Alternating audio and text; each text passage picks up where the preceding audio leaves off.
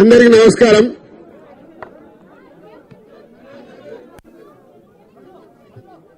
ఈరోజు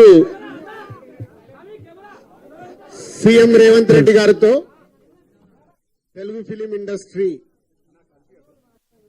ఎఫ్డిసి ఆధ్వర్యంలో meeting complete చేశాం. అటు ఇండస్ట్రీ తరపున ఇటు గవర్నమెంట్ తరపున ఎఫ్డిసి నుంచి ఈ మీటింగ్ కంప్లీట్ చేసి అటు గవర్నమెంట్ కు ఇండస్ట్రీకి జరిగిన ఈ డిస్కషన్ లో ఏదైతుందో చైర్మన్ ఎఫ్డిసి చైర్మన్ నా ద్వారే సీఎం గారు మీకు కమ్యూనికేట్ చేయమన్నారు. ఎందుకంటే ఇండస్ట్రీలో కూడా one of the important person కాబట్టి బోత్ సైడ్ కమ్యూనికేట్ చేయమన్నారు. సో అందరి తరపున నేను ఈరోజు జరిగింది మీకు కమ్యూనికేట్ చేస్తున్నాను. ముందుగా సీఎం గారి విజన్.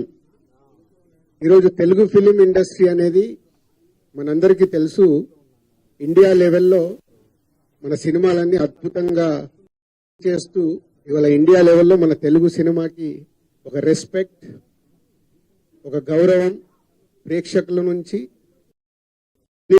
మనకు అందుతుంది. సో సీఎం గారి విజన్ ఇండస్ట్రీ మా అందరితో చెప్పింది. ఈరోజు తెలుగు సినిమాని మీ ఇండియా లెవెల్లోనే కాకుండా దీన్ని ఇంకా ప్రపంచ వ్యాప్తంగా డెవలప్ చేయడానికి ఇండస్ట్రీ గవర్నమెంట్ కలిసి పని చేయాలి అనేది మొదటి అంశం.